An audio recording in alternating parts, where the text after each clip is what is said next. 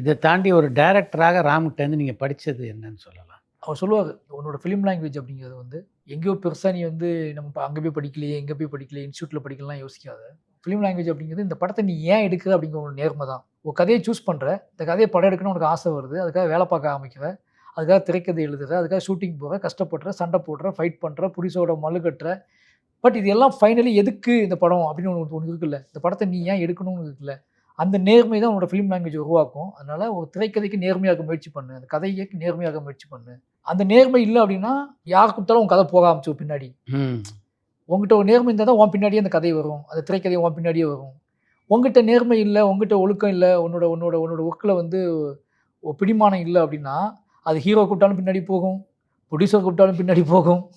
ரொம்ப நுணுக்கமான விஷயம். ஆமாம், அப்படி எல்லா பின்னாடியும் போகக்கூடாது. உன்னோட திரைக்கதை அது உங்களோட கண்ட்ரோலில் இருக்கணும். அப்போ உன்னோட கண்ட்ரோலுக்கு அது இருக்கணும் அப்படின்னா உங்கள்கிட்ட ஒரு பிடிமானம் இருக்கணும், உங்கள்கிட்ட ஒரு நேர்மை இருக்கணும். உங்கள்கிட்ட யாராவது இதை மாற்று அப்படின்னு சொன்னாங்கன்னா அதுக்கான நியாயமான காரணத்தை, மாற்ற முடியாததுக்கான நியாயமான காரணத்தை சொல்லக்கூடிய வல்லமை உனக்கு இருக்கணும்.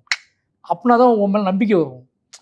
அவங்களுக்கு நீ ஃபஸ்ட் படம் பண்ணுறியா, செகண்ட் படம் பண்ணுறியா, இது எல்லாத்தையும் மைண்டில் வச்சு தான் அவங்க கேட்பாங்க. நீ எத்தனை படம் பண்ணாலும் உன் சொல்லில் ஒரு பவர் இருக்குது, அதுக்குள்ளே அவங்களால புரிஞ்சிக்க முடியுது, இவன் கரெக்டாக அதை எடுத்துடுவான்னு நம்பிக்கை வந்துச்சு, இவன்கிட்ட ஒரு நேர்மை இருக்குன்னு நம்பினாங்கன்னா அலோவ் பண்ணுவாங்க. நீ கன்ஃபியூஸாக பேச ஆரம்பிச்சேன்னா நான் சொல்கிறத கேளு தம்பி அப்படின்ட்டு அப்படியே அவங்கள்ட்ட பேசி உன்னை தாஜா பண்ணி உன் திரைக்கதையை அவங்க கூட்டிகிட்டு போயிடுவாங்க. அதுக்கப்புறம் நீ நினச்சா கூட உன் படமாக அது இருக்காதுங்க அப்படின்பாரு. அதுதான் என்னோட முழு சரியான பாடம், ஒட்டுமொத்த சினிமாவுக்குமான பாடமாக அதுதான் எடுத்துக்கிட்டேன்.